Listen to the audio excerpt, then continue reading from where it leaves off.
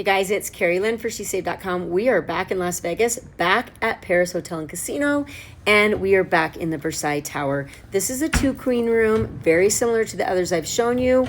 One of them I will link to has the balcony with the incredible view.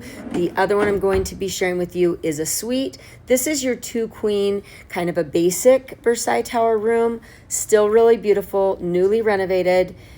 Kind of a view. Definitely at night it gets a little bit better, but beautiful.